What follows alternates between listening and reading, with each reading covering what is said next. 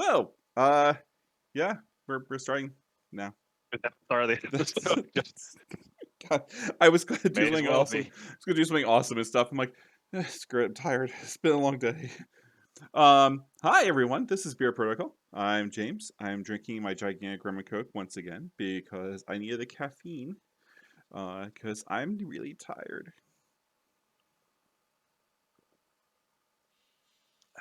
Rum in there, which is an alcohol. Which is a depressant, yes. Mixed with a stimulant. Drink coffee.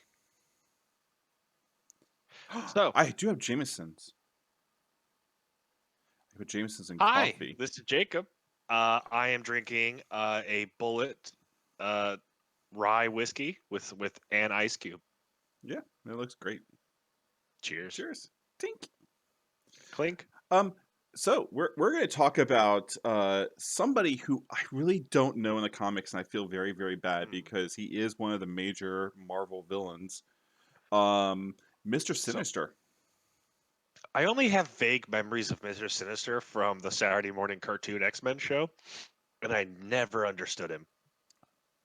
Like, I Um, remember just being genuinely confused whenever he showed up. What was his deal? uh, he was sinister, and he was a Mister. God damn it. All right, to Wikipedia for Mr. Sinister. So really, all I know is from like briefly when I was like diving into X-Men comics, he was doing some stuff. That was like when I was really young, and then the X-Men cartoon. Um, and you can tell he's like one of the earlier comic villains because he's got that stupid speedo thing that all of them wore in like the early '80s. So, So, Mr. Sinister was a scientist in Victorian England, inspired by Charles Darwin to become obsessed with the evolutionary potential of the human race. oh dear, guy's one of those. And then he met Apocalypse. And as Apocalypse does, Apocalypse just like, it'd be cool if you were immortal. And he turned the British scientist into Mr. Sinister, an ageless being with superpowers and obsession with genetic manipulation. So he's a self-experimenting Dr. Frankenstein. He also really wants Cyclops and Jean Grey to bone. We are not a child-friendly podcast. You can say the word F. Apparently you can't. Okay. So, okay, great. So he's typical villain. Okay. It's a British accent, With a sir. British accent. Victorian British accent. So he is a fourth threat character, which once again, according to our wonderful schemes, he is kind of a powerhouse on the table, and he like is going to be controlling the battlefield. Which, Both if you and your opponent should be noticing when Sinister takes his activation. Like, the yep, game state will probably change. It won't be as dominating as a 5-threat character, in which case, like a 5-threat character could conceivably take out an enemy by itself from half or near full health, pretty conceivably, depending on the character. A 4-threat is going to do some good stuff, and Sinister is going to do good stuff. He has like the maximum amount of text that could fit on this card. yeah, he's word salad, lots of it. So, going down the line, 6 health, medium move, size 3. Size 3 is actually going to get pretty relevant going Yeah, forward. yeah. He has average defenses except for his Mystic, which is a 4. So, good amount of health, average defenses.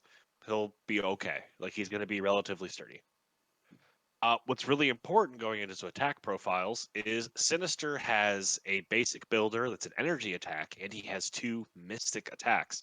That's actually huge, Yep. because what affiliations is Mr. Sinister in? Cabal. Actually, weirdly enough, just Cabal. I almost thought he'd be in the Brotherhood of Evil. Sorry, the Brotherhood of normal, non-evil mutants. I But don't. just Cabal. Turns out Magneto's not down for this evolutionary scientist either. I mean, it kind of fits into that whole Nazi feel thing. So I'm pretty sure Magneto would be like, I don't like this idea. Mhm. So his builder. James, real quick, Oh, why go is ahead. the non-physical attacks important? James, what did we have a lot of in our Cabal list we talked about last week? Physical attacks, and this is why you did say we should probably drop Black Cat and put in Mr. Sinister, and this is why we're talking about Mr. Sinister, because I didn't really look at him, because he just kind of came out, and I was like, yeah, we'll look at him later. But yeah, no, now you talk about it, Really? he, he is pretty much going to be dropped into that Cabal list, because he does give that psychic and energy that we don't have in all the other characters. His All builder right. is Honorable Strike, range 3, 5 dice, 0 cost. Once you do damage, you get power from it. So what I'd like to point out is this is range 3, It which is is range actually 3. really good for just a basic strike. Yep. I have to assume his cape is doing work here because his arms aren't that long. I mean, it is energy, so he could just be like zapping you. Haha! I the mitochondria is the powerhouse of the cells. Like he gives a lecture before each attack. I've been keeping up with these scientific journals. It's Victorian London, and let me tell you something. We didn't know shit back then. All of my earlier work, garbage. Throw it out. uh, God, what Microscope invented, he was just like, "This is amazing." So anyway, Like Mr. Sinister was already immortal, but he immediately was just like, I must possess the microscope.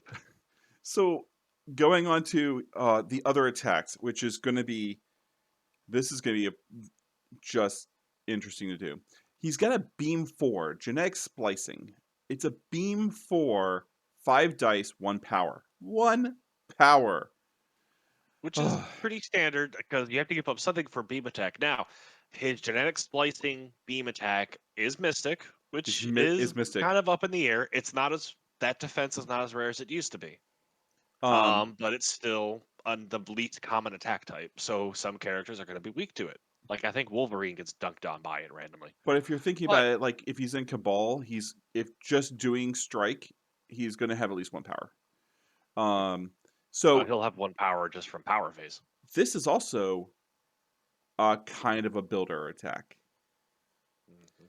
for his James, what's other its ability say? for his other tokens. Genetic extraction. After the each attack is resolved, this character gains 1 genetic sample token. It doesn't say damage. It just says when the attack is resolved. So if you have 3 people lined up and you shoot this beam and hit 3 people, you're going to get 3 genetic samples at the end of the round. Yep. So he Um, kind of doesn't care who's in the line of fire on that one. He's just like, I need tokens. Give me them yeah, tokens. yeah.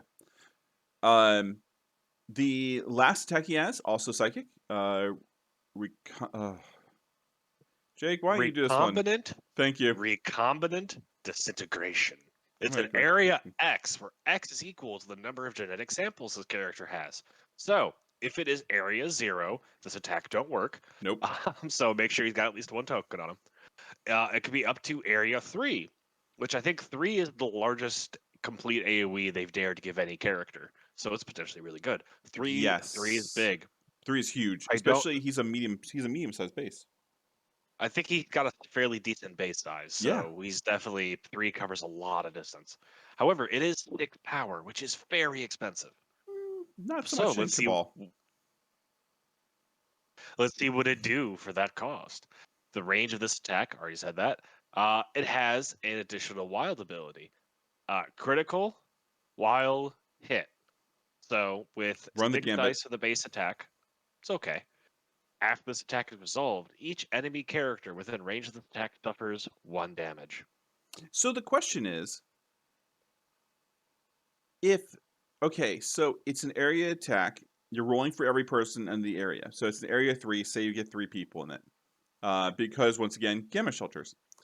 Uh, say you get 3 enemy combatants in it. You roll dice. You get Yahtzee. Um, and get all the symbols. At the end of that attack, everyone in the area takes 1 damage. All enemies Mhm. take 1 damage. Go to the next person. Once again, get Yahtzee. Everyone again takes a point of damage. Mhm. So you technically could get 3 damage on everything within the area If you keep rolling if you Yahtzees, keep which rolling Yahtzees. he has no inbuilt rerolls, and Nope. Cabal's affiliation ability does not give him rerolls, either of the two that are available. So he's with some support, Zemo would actually be like a good Zemo would be a use good case here. Zemo would be good to tag along. Giving him at least one reroll to try to increase his chances of hitting genetic burst, because that is a tall order, getting Yep. all 3 symbols. Without genetic burst, this is an area of attack. It is only 6 dice. So it I is don't know. It's interesting. okay. It, it, It's it definitely, if you have the power, this is a great use of it. However, I don't know if I would necessarily hoard my power to save up for this. I it's a good finisher. Like Mm, it's the I flipped over on the other side. I have a ton of power. Let's do this. And the thing is that since genetic burst requires a crit, you're getting another dice anyway, so it just increases your chances of getting their 2 symbols. Um, maybe. it's a weird like I wouldn't be saving up for this. It's just it's the I have the opportunity, use all the power. Hey, it almost reminds me of Carnage's Spender, where Carnage is going to run around and try to slap people with his rampage, or after each Hmm. attack is resolved, he'll deal damage to every enemy within 2 of the original character. Yep. Rampage, Carnage's ability costs 5 power, has 1 more die, is always area 2, and gives automatic bleed. So it's, and I'm not saying like Carnage is not going to run with Cabal necessarily, but it does Hmm. feel like this attack, it's just super swingy All the area for what's going to effects. get you.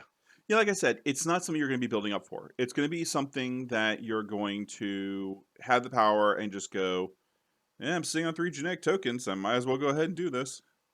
Especially All since right, genetic tokens are used for other important things, which we'll get yeah. to. So let's look at the rest of his superpowers. I'm okay. Actually, let me back up and delete my previous statement. Looking at just his attack profile, what we've got is a solid medium-based character with range 3 attacks at minimum, Hmm. potentially.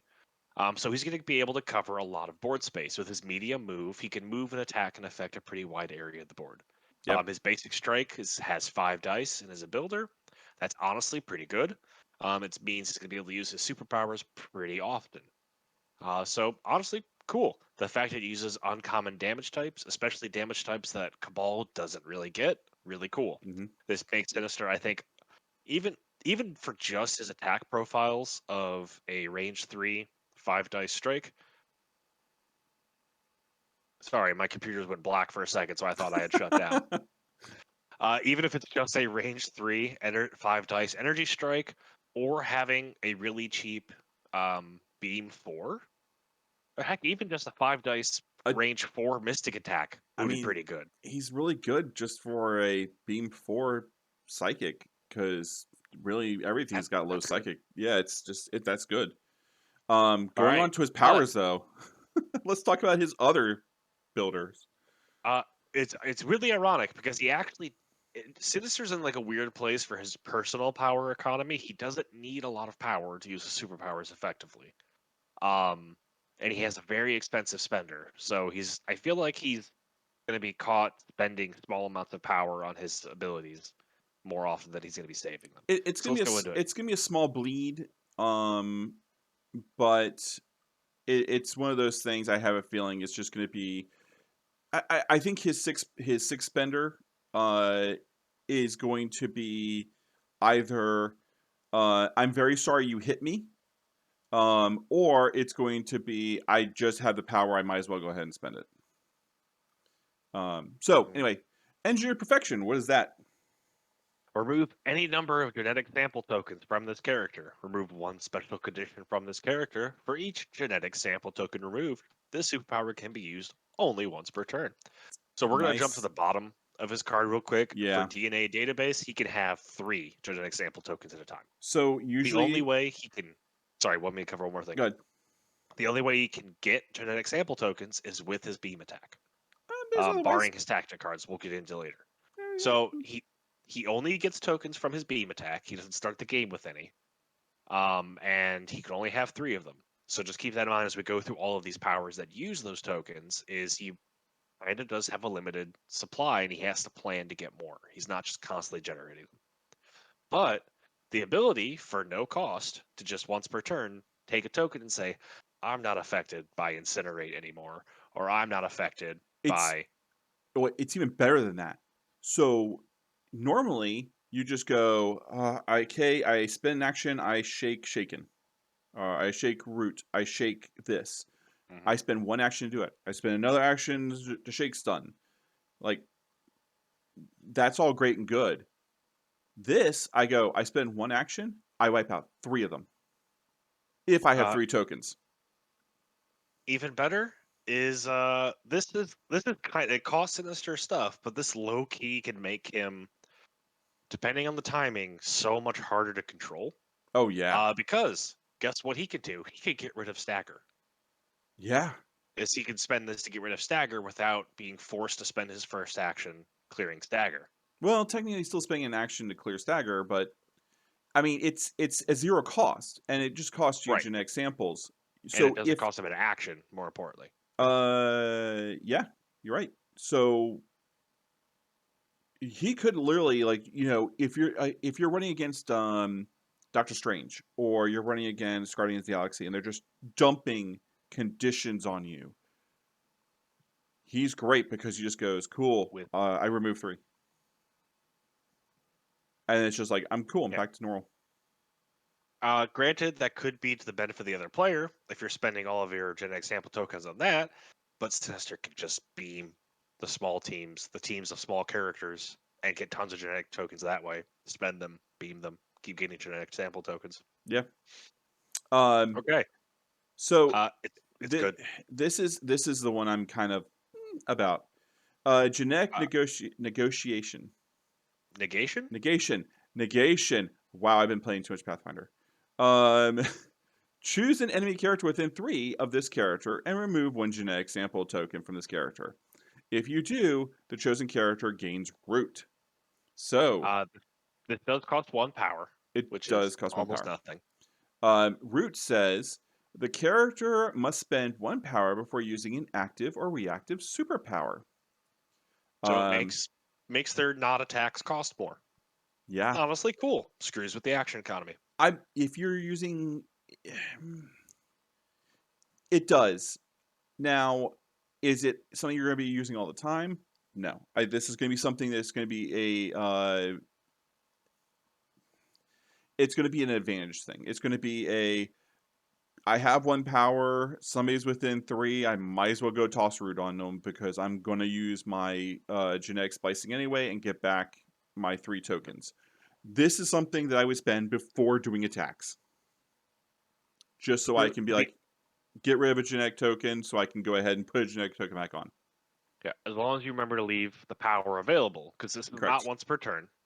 You can do this multiple times. Just it's going to cost 1 each time. I'd almost argue that the amount of resource economy this screws with, especially against certain characters like control or support characters who are almost entirely based on their superpowers, like Lapis on Wong, if Wong's for ever any reason ever anywhere near you, Oh, true. and they get much worse.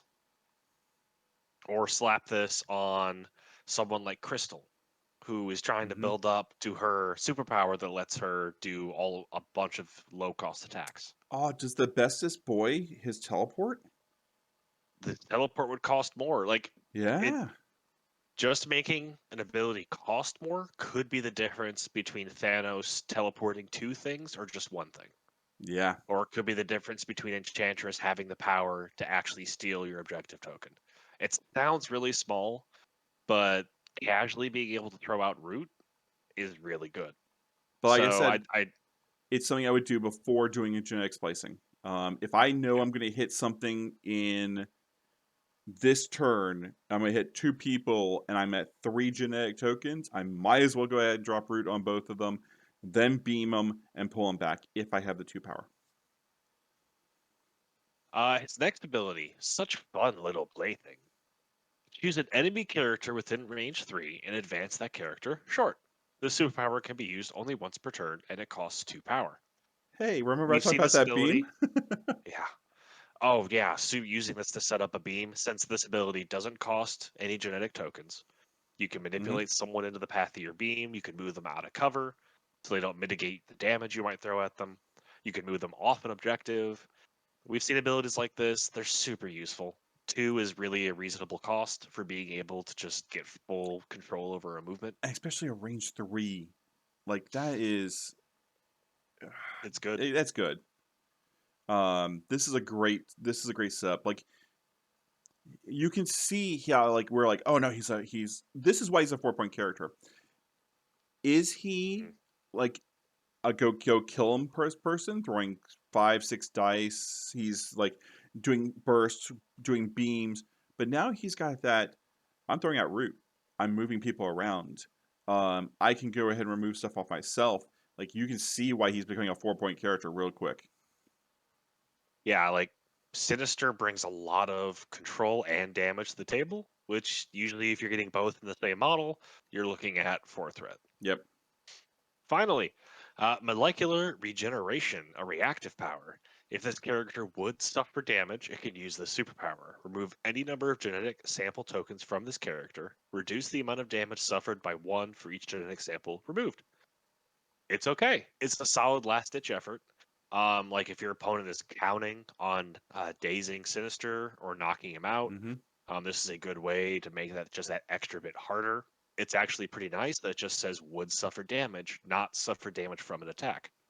So say your And opponent does some kind of non-combat damage, like mm-hmm. the aforementioned Carnage's AoE damage, Throw. throwing.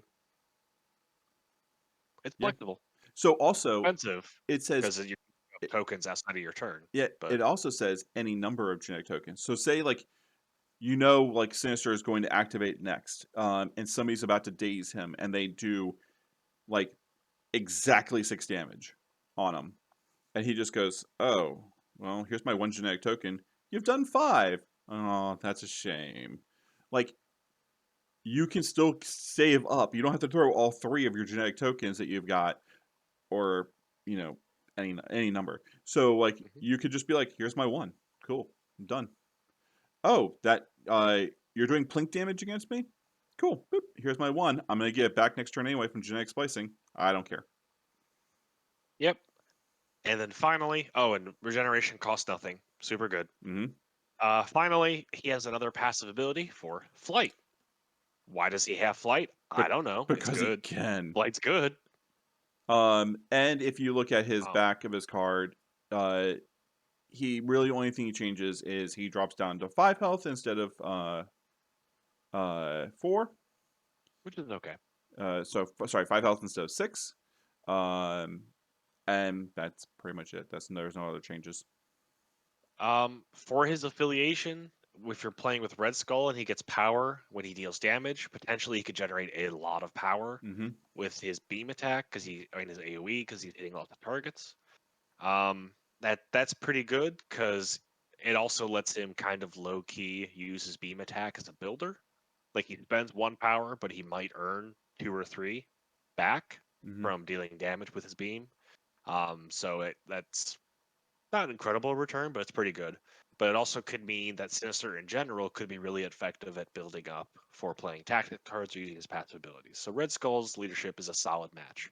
Yeah. Then Sin's leadership is a scenario effect. So it Actually, doesn't really factor into the math for it kind of does. And I was actually thinking about using him with Sin because Sin's power is basically I get to move people around after everything's said and done.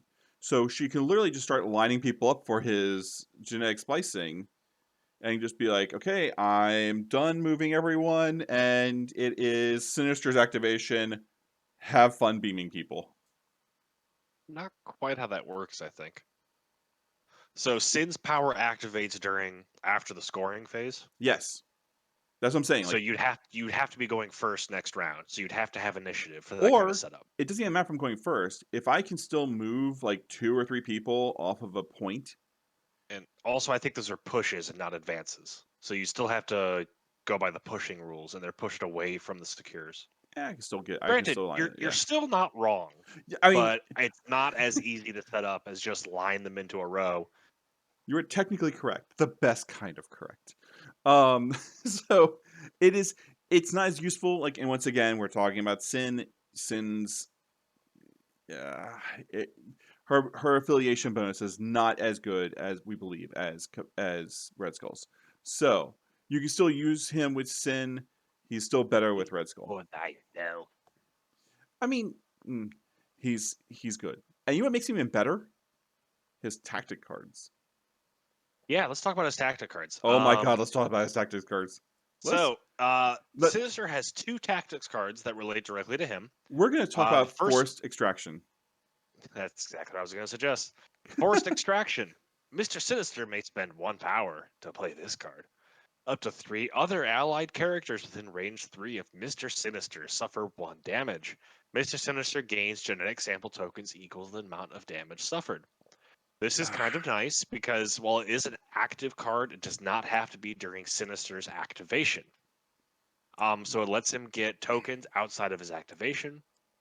It lets Hey, him start the game with 3 tokens ready to go by just as soon as the game starts. Yeah, Sinister is still at the starting line, and we haven't unpacked our deployment yet. He's got 3 friends around him, so let's just go ahead and deal out some quick damage. If it's one of someone like Sabretooth, I was about to say one of them Sabretooth. they're just going to heal that damage right back anyway. Ow. All right, thanks. Or what's his face? There was one other character that recently came out that has like, oh, I was thinking of Lizard. If Lizard for some reason if you take the Lizard, Lizard also has regeneration 1. Deadpool has regeneration 1. dropping You him could as very Spire easily foes. take the character's regeneration Mhm. and have Sinister hit them round 1, and then all of them will heal that damage because you're likely not going to get shot round 1, and so you've effectively lost nothing. Yeah, yeah. Strong. However, let's look at his other card, Oh, Cloning Banks. the card. So, Cloning Banks is a reactive card. During any cleanup phase, an allied Mr. Sinister can play this card. While this card is played, set it near the battlefield instead of discarding it. During each cleanup phase, including the one where you played this, so you can use it right away, Hmm. Mr. Sinister can move any number of genetic sample tokens from himself to Cloning Banks. If this card has been played, which, to be fair, your opponent knows what tactics cards you brought, you Yeah. play Cloning Banks first turn. There's no point in Yeah, waiting. there's no reason to not. So during any power phase, you may remove any number of genetic sample tokens from this card and discard it. If you do, place an unused character from your roster with a threat value equal to half the number of genetic samples removed or lower into play within range 1 of an allied Mr. Sinister. The unused character gains 3 damage and is now part of your squad. So this is our first example of a game rule that brings in an entire new piece into the game from outside of sort of game setup. So I was thinking about this, and I was like, okay, so I can pull 3 around, which means I can on turn 2 I can drop 3. On turn 3 I can drop another 3, so I have 6, which means I can bring in a 2 or 3 point character. 2 point It can be character? faster than that. Turn 1, play Forced Extraction to get 3 tokens, and then immediately put all of them on the cloning banks at the end of round 1. Round 2, During any cleanup phase, an ally. mhm, Okay, so it's a cleanup phase, which means there's no cleanup phase in the first round, other than the end. yes, there is. It's at So the end. at the end of the first round, first cleanup phase, which Mhm, means oh yeah, because next power phase you could mhm. technically do it in turn 2, and then yeah, so yeah, turn Well, the so you wouldn't yeah, deploy anyone in turn 2 because you only have 3 mm-hmm. tokens, which is not enough Not for enough any. to do There anyone is not a single 1 threat character in the game, yet. and it's So rounded down, not up. So that means you would have basically at the end of turn 2 you have 6 if you dumped everything, which means Yes, you could do a 2 or 3. if you do nothing but generate tokens on Sinister and dump them into cloning banks, round 3, you could spawn a 3 threat character. So Toad, Okoye. If we were looking at our Cabal roster, Toad, Okoye. Who's a good 3-pointer? I'd say if you have the 6 Zemo? tokens, spawn a 3-threat character. Don't spawn a 2-threat character because they're coming out with 3 damage, and a lot of 2-threat characters only have 4 health. Yeah, true. Now, So you you're going to be could, spawning somebody at 1 health, and they're just going to get hit. if you got Bob. Bob takes damage Uh, and flips, but yeah, I don't know if this is worth it just to spawn an already dazed Bob. that's just weird. Because remember, this is during power phase, so he wouldn't get an activation that round because he'd already be dazed. That's true. Oh, that's a That's horrible bad. idea. Don't do that. Um, Um, but no, there are so many yeah. excellent 3-threat characters in this game. Some of them even have regeneration like Deadpool. Now, ooh, Or heck, the Lizard. The Lizard is a brawler who has regeneration 1. So as long as your opponent doesn't, you know, clobber them to death. I really want to bring him in Spire Foes now because I can bring Lizard to the table on turn 2. I'm only thinking of Lizard because I saw a breakdown of his card recently, and Lizard Is looks like insane. Lizard is like vanilla spice, pumpkin spice lattes. Super basic, but it's good for what you want to use it for. Which is killing everything. Um, No, Lizard is extremely pillow fisted, but he's so, hard to kill. so, here's a question. Does the affiliation, and if it actually falls into affiliation, would that change, or is that to calculate at the beginning of the game? I so your affiliation is determined by the roster you pick at the start of the game. So yes, if for whatever reason you summoned a character, that would be you no longer have half of your squad as the same affiliation. That shouldn't matter. Interesting. Now it does I have to be someone from your 10-man roster Yes, that you yeah, yes, summon. So yes. it can't be literally anyone for the game. It still has to be someone you put in your list, So, which is a fine restriction. It's not a big deal. Odds are the characters in your roster are going to work with the list you built. now don't okay. This is also something you can do that's going to save your ass later in the game. Now, if you think Mr. Sinister is going to die, pull out cloning banks because the guy person's not going to disappear. Like, get him out there as soon as possible. Throw it out there. If Mr. Sinister is still pretty dang good on the end of turn 3, go ahead, maybe do another round so you can get like a 4-point character out from your roster. And then suddenly you have a 4-point that only has 3 damage on him, drop him out. Hey, I didn't take Sabretooth Well, for some reason. Boom. hold on. To get a 4-point character out, assuming you're You using need 8. forced extraction, you would be 3 round 1, 3 round 2, 3 more round 3 puts you at 9. 9. So during power phase of round 4 is where you could actually get them out. Mm-hmm. Or assuming you'd only put 2 in the bank round 3. And it's within 1. So this literally could be like, oh man, I have to hold this spot. If I Well, don't hold this spot at the end of this return, I'm going to lose the game. Boom, another character. so point being, what I would say though is round 4 for deploying the character, it's going to depend on your game. That Yeah, might be too late. it might Like be. that, because also you're really limiting what Sinister himself is doing if you're going for cloning banks. Because you Yeah, have to end his turn, you have to end the round with 3 tokens, 2 or 3 tokens to keep adding on at the bank. yeah. So he's probably not using his damage mitigation. He's probably not putting a lot of root out. He's not shaking conditions unless you can immediately back that up with another collection beam. So really think about your So 2 and 3-point character, like mhm. pulling a Koye out of the air. Um, Again, Okoye at 1 health though.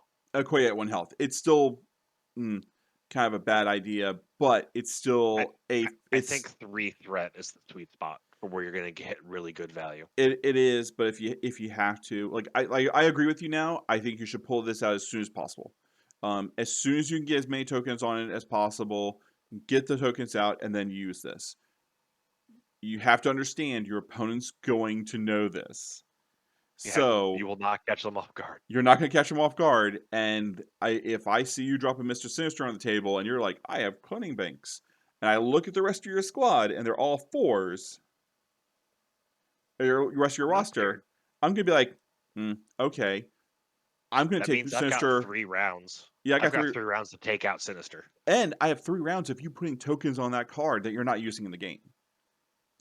Now, if you drop Sinister, drop Coin Banks, and you've got like a bunch of 2 points and a bunch of 3 points they're still sitting in your roster, at that point, Mr. Sinister might become a primary target of mine.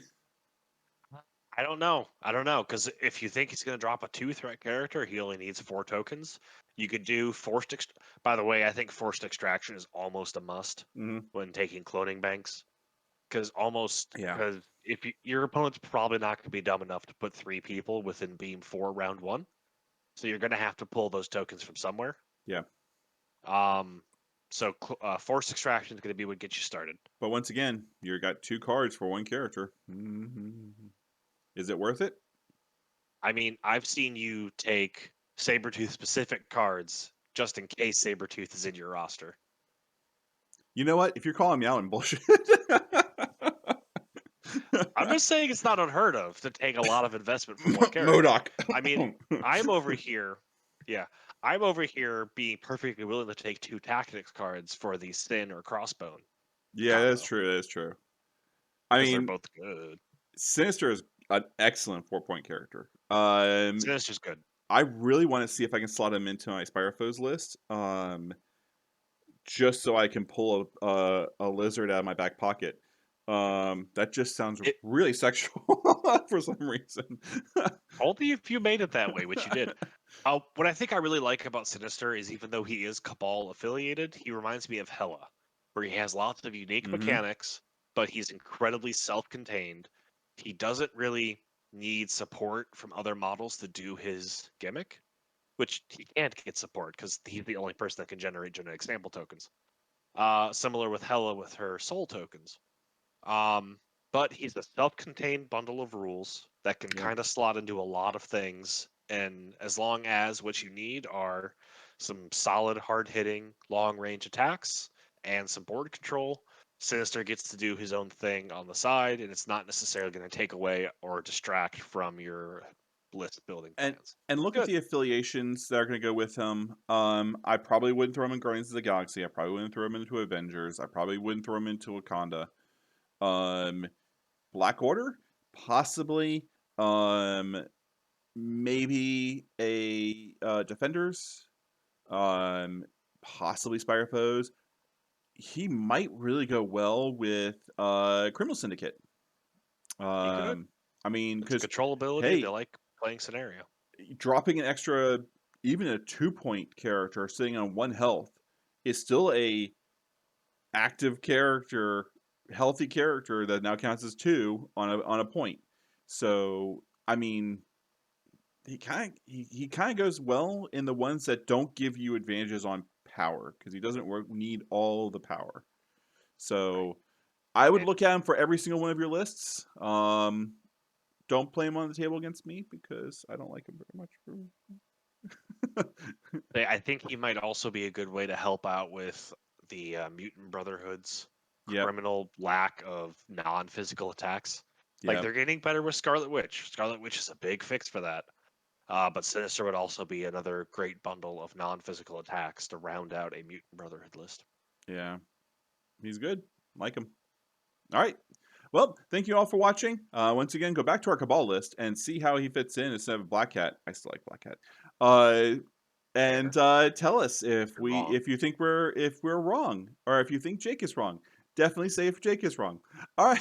All right. Game off. Game off.